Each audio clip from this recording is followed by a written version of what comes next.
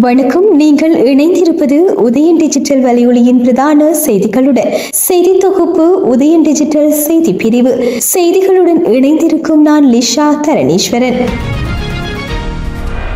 யாழ்ப்பாணம் வல்வெட்டித்துறை பொலிகண்டி பகுதியில் இன்று காலை ஒரு தொகை கஞ்சா போதைப் பொருள் கைப்பற்றப்பட்டுள்ளது. ராணுவ புலனாய்வுக்கு கிடைத்த ரகசிய தகவலின் அடிப்படையில் மேற்கொள்ளப்பட்ட நடவடிக்கையில் குறித்த பகுதியில் பழைய வீடொன்றுக்குள் மறைத்து வைக்கப்பட்டிருந்த நிலையில் குறித்த போதைப் பொருள் கைப்பற்றப்பட்டுள்ளது. எவ்வாறாயினும் குறித்த நடவடிக்கையில் யாரும் கைது செய்யப்படவில்லை. 75 கிலோகிராமுக்கும் அதிகமான குறித்த போதைப் பொருள் வல்வெட்டித்துறை போலீசாரிடம் கையளிக்கப்பட உள்ளதுடன் மேலதிக விசாரணைகள் வல்வெட்டித்துறை போலீசாரினால் மேற்கொள்ளப்பட்டும் வருகின்றது. உள்ளூராட்சி சபை தேர்தலுக்காக ஐக்கிய மக்கள் சக்தியால் பல உள்ளூராட்சி நிறுவனங்களுக்கு சமர்ப்பிக்கப்பட்ட சில வேட்பு மனுக்கள் நிராகரிக்கப்பட்டமை தொடர்பில் சட்ட நடவடிக்கை எடுக்கப்படும் என்று அக்கட்சியின் பொதுச் செயலாளரும் நாடாளுமன்ற உறுப்பினருமான ரஞ்சித் மத்தும பண்டார தெரிவித்துள்ளார். ஐக்கிய மக்கள் சக்தியின் இளைஞர் வேட்புமனு பட்டியல்களின் வேட்பு மனுக்கள் அசல் பிறப்பு சான்றிதழ்கள் வழங்கப்பட்டதன் அடிப்படையில் நிராகரிக்கப்பட்டுள்ளதாகவும் இந்த விடயத்தில் நீதிமன்றங்கள் மூலம் நீதி நிலைநாட்டப்படும் என்று நம்புவதாகவும் அவர் மேலும் தெரிவித்தார். பணியிடை நீக்கம் செய்யப்பட்டு தற்போது சிறையில் உள்ள போலீஸ் மா அதிபர் தேசபந்து தென்னகோனிடம் குற்றப்புலனாய்வு பிரிவு வாக்குமூலம் பதிவு செய்துள்ளது. போலீஸ் மா அதிபர் தேசபந்து தென்னகோன் உட்பட 8 பேரை கைது செய்து நீதிமன்றில் முன்னிலைப்படுத்துமாறு மாத்தறை நீதிவான் நீதிமன்றம் அண்மையில் உத்தரவிட்டிருந்தது. இந்த நீதிமன்ற உத்தரவுக்கு பிறகு வெலிக்கும பெலேன பகுதியில் உள்ள விருந்தகம் ஒன்றிற்கு அருகே 2023ஆம் ஆண்டு இடம்பெற்ற துப்பாக்கி சூட்டு சம்பவம் தொடர்பில் கடந்த 4ஆம் திகதி வெலிக்கும தலைமையக பதில் போலீஸ் பரிசோதகர் ரூபல்குமார் நீதிமன்றில் சரணடைந்திருந்தார். மேலும் இந்த துப்பாக்கி சூட்டு சம்பவம் தொடர்பாக 6 சந்தேக நபர்கள் கடந்த 21ஆம் திகதி மாத்தறை நீதிவான் நீதிமன்றத்தில் சரணடைந்தனர். கடந்த 20ஆம் திகதி பிடியாணை பிறப்பிக்கப்பட்டிருந்த போலீஸ் மா அதிபர் தேசபந்து தென்னகோன் சரணடைந்தார். இந்த நிலையில் தற்போது விளக்கமறியலில் வைக்கப்பட்டுள்ள தேசபந்து தென்னகோனிடம் குற்றப்புலனாய்வு பிரிவு வாக்குமூலம் பதிவு செய்துள்ளது. நாடளாவிய ரீதியில் நேற்று முன்தினம் மாத்திரம் 7 தேர்தல் முறைப்பாடுகள் பதிவாகியுள்ளதாக போலீஸ் தலைமையகம் தெரிவித்துள்ளது. அதற்கு அமைய இம்மாதம் 24ஆம் திகதி 2 முறைப்பாடுகள் பதிவாகியுள்ளதுடன் 25ஆம் திகதி நாட்டின் வெவ்வேறு பகுதிகளில் ஒரு வன்முறை சம்பவம் உட்பட 7 முறைப்பாடுகள் பதிவாகியுள்ளதாக தெரிவிக்கப்பட்டுள்ளது. நோகேகொடை முள்ளேரியா போலீஸ் பிரிவுக்கு உட்பட்ட பகுதியில் கடுமையான வார்த்தைகளால் பேசி அச்சுறுத்தல் விடுக்கப்பட்டுள்ளதாக முறைப்பாடொன்று பதிவாகியுள்ளதாகவும் மாத்தளை போமலுவ அகலவ மற்றும் ஹரஸ்கம ஆகிய வீதிகளிலும் ஜடவத்த நகரிலும் பேரிதேவல வீதியின் இருபுறமும் சுவரொட்டிகள் ஒட்டப்பட்டிருப்பதாகவும் மாத்தளை பிராந்திய போலீஸ் நிலையத்துக்குட்பட்ட போலீஸ் நிலையங்களில் 2 முறைப்பாடுகள் பதிவு செய்யப்பட்டுள்ளன. மகவல போலீஸ் பிரிவுக்கு உட்பட்ட மகவல வீதி நீக்ககொல்ல சந்தியிலும் துண்டு பிரசுரங்கள் காட்சிப்படுத்தப்பட்டுள்ளதாகவும் முறைப்பாடு பதிவு செய்யப்பட்டுள்ளது. மேலும் சுவரொட்டிகள் காட்சிப்படுத்தப்பட்ட சம்பவம் தொடர்பில் வவுனியா போலீஸ் நிலையத்திலும் முறைப்பாடு ஒன்று கிடைக்கப்பெற்றுள்ளதாக போலீசார் தெரிவித்துள்ளதுடன் கிடைக்கப்பெற்றுள்ள அனைத்து முறைப்பாடுகள் தொடர்பிலும் சம்பந்தப்பட்ட போலீஸ் பிரிவுகளின் கீழ் துரிதமாக விசாரணைகள் முன்னெடுக்கப்பட்டு வருவதாகவும் போலீஸ் தலைமையகம் தெரிவித்துள்ளது.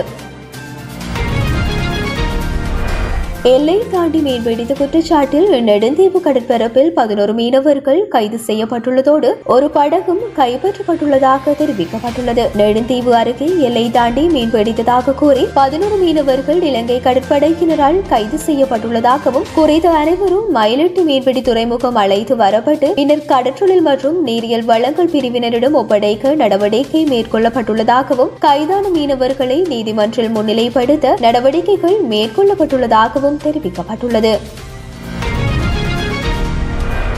இந்தியாவின் அதானி குழுமத்துடனான முதலீட்டு ஒப்பந்தத்தை மறுபரிசீலனை செய்யுமாறு முன்னாள் ஜனாதிபதி ரணில் விக்ரமசிங்க அரசாங்கத்தை வலியுறுத்தியுள்ளார். இது தொடர்பில் மேலும் அவர் தெரிவிக்கையில், அதானி திட்டம் குறித்து விவாதிக்க இந்திய பிரதமர் மோடியை சந்தித்தேன். இலங்கை எவ்வளவு வழங்க முடியும் என்று அவர் விசாரித்தார். நான் ஒரு பொறியியலாளர் அல்லது இந்த விடயத்தில் நன்கு அறிந்தவன் அல்ல என்பதால் 25 முதல் 50 ஜிகாவாட் வரை வழங்க முடியும் என்று கூறினேன். இந்த திட்டத்தின் மூலம் நாம் ஒரு பெரிய தொகையை சம்பாதித்திருக்கலாம் என்றும் பணம் பணம் சம்பாதிப்பவரை தவிர இலங்கை அதிக வெளிநாட்டு முதலீடுகளை எளிதாக பெற்றிருக்க முடியும். இதை இழப்பது நமக்கு நல்லதல்ல. முடிந்தால் இலங்கை பண ரீதியாக பயனடையக்கூடிய இதுபோன்ற திட்டங்களை நாம் மேலும் வளர்க்க வேண்டும். அதானி முதலீடு செய்ததால் மேலும் பல முதலீட்டாளர்கள் இலங்கையை அணுகினர் என்றும் அவர் தெரிவித்தார். மேலும் இந்தியா இலங்கையின் நண்பன் என்றும் எந்த வகையிலும் உதவ தயாராக இருப்பதாகவும் வலியுறுத்திய முன்னாள் ஜனாதிபதி இலங்கை இந்தியாவுக்கு எதிரானதா என்ற கேள்விகள் எழுப்பப்படுவதாக தெரிவித்தார். சமீபத்தில் நான் இந்தியாவுக்கு சென்ற போது இலங்கை இந்தியாவுக்கு எதிரானதா என்று அங்குள்ள சிலர் கேள்வி எழுப்பினர். அத்தகைய தோற்றத்தை ஏற்படுத்துவது நல்லதல்ல. நாம் முன்னேற வேண்டும் என்றும் அவர் எச்சரித்துள்ளார்.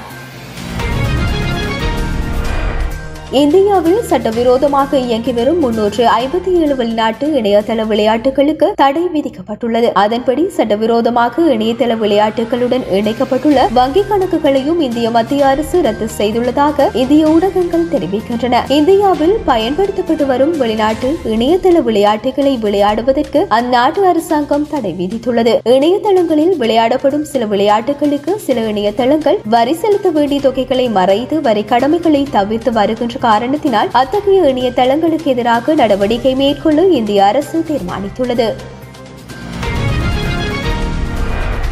அமெரிக்காவிற்கு இறக்குமதி செய்யப்படும் மகுழுந்துகள் மற்றும் அவற்றுக்கான உதிரி பாகங்களுக்கு 25% புதிய வரியை அந்நாட்டு ஜனாதிபதி டொனால்ட் ட்ரம்ப் அறிவித்துள்ளார். இந்த புதிய வரிகள் எதிர்வரும் ஏப்ரல் மாதம் 2ஆம் தேதி முதல் அமலுக்கு வரும் என தெரிவிக்கப்படுகின்றது. இந்த நடவடிக்கைகள் மகுழுந்து துறையின் மிகப்பெரிய வளர்ச்சிக்கு வழிவகுக்கும் எனவும் அமெரிக்காவில் தொழில் வாய்ப்புகளை அதிகரிக்கும் வகையிலான முதலீடுகளை ஊக்குவிக்கும் எனவும் டொனால்ட் ட்ரம்ப் தலைமையிலான புதிய நிர்வாகம் அறிவித்துள்ளது. கடந்த ஆண்டு மாத்திரம் அமெரிக்கா சுமார் 80 லட்சம் மகுழுந்துகளை இறக்குமதி செய்துள்ளது. இதனூடாக 240 பில்லியன் அமெரிக்க டாலர் பெறுமதியான வர்த்தக நடவடிக்கைகள் இடம்பெற்றுள்ளன. குறிப்பாக அமெரிக்காவுக்கு அதிக மகுழுந்துகளை ஏற்றுமதி செய்யும் நாடாக மெக்சிகோ உள்ளதுடன் அதற்கு அடுத்தபடியாக தென்கொரியா, ஜப்பான், கனடா மற்றும் ஜெர்மனி ஆகிய நாடுகளும் மகுழுந்துகளை ஏற்றுமதி செய்கின்றன. இந்த நிலையில் அமெரிக்காவின் புதிய நடவடிக்கை உலகளாவிய வர்த்தக போருக்கு வழிவகுக்கும் என பொருளியல் ஆய்வாளர்கள் கூறுகின்றனர்.